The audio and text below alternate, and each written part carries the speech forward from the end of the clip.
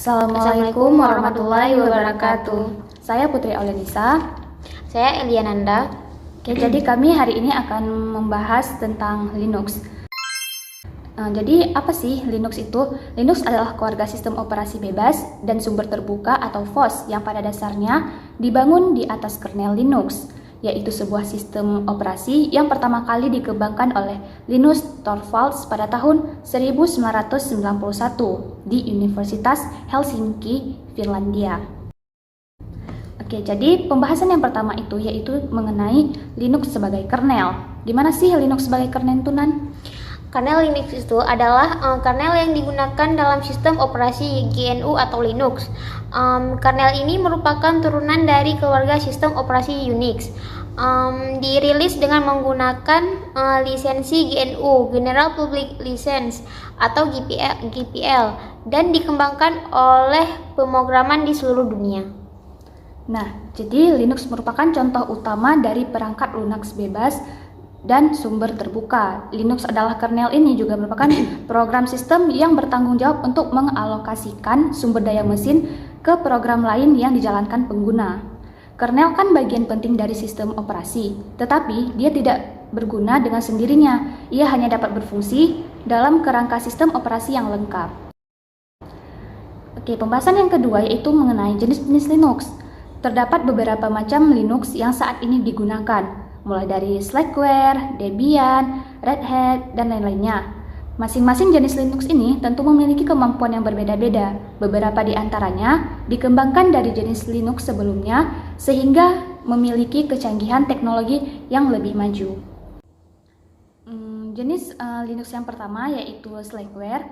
Jenis Slackware ini adalah jenis Linux tertua yang masih aktif hingga sekarang. Slackware dibuat pada tahun 1993. Jenis operasi sistem yang satu ini masih menggunakan sistem konfigurasi untuk menginstal dan memelihara sistem yang didasarkan pada bisnis perintah, bukan antar muka pengguna grafis dengan mouse atau layar sentuh.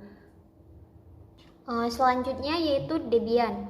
Debian secara resmi didirikan pada tahun 1993. Distribusi ini dirancang untuk memungkinkan kontribusi terbuka dari komunitas pengguna dan masih dikelola oleh kelompok non-kontroversial yang dikenal sebagai proyek Debian, di mana sebagian besar berkomunikasi dari jarak jauh melalui internet. Pada tahun 2004, seorang pengembang pengusaha Afrika Selatan dan rekan-rekannya menciptakan perusahaan Canonical yang menciptakan distribusi Linux sendiri yang disebut Ubuntu. Sebelumnya, Debian tersedia untuk siapa saja yang dapat digunakan gratis. Kemudian, Canonical menyediakan rilis resmi reguler dari sistem dan dukungan untuk pelanggan yang tertarik dan mau membayar. Setelah itu, muncul Linux Mint yang merupakan hasil pengembangan dari Ubuntu. Sistem operasi ini dibuat pada tahun 2006 dan dirancang untuk menjadi sistem operasi yang elegan dan mudah digunakan.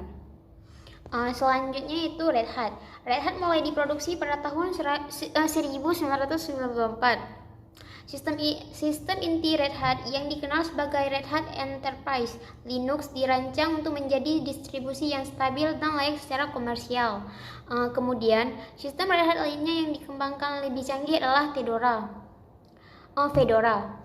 Sistem operasi ini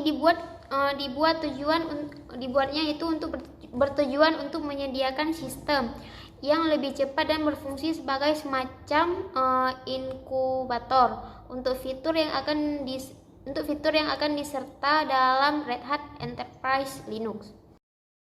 Selanjutnya pembahasan selanjutnya yaitu tentang kelebihan Linux. Kelebihan Linux ini ada 5.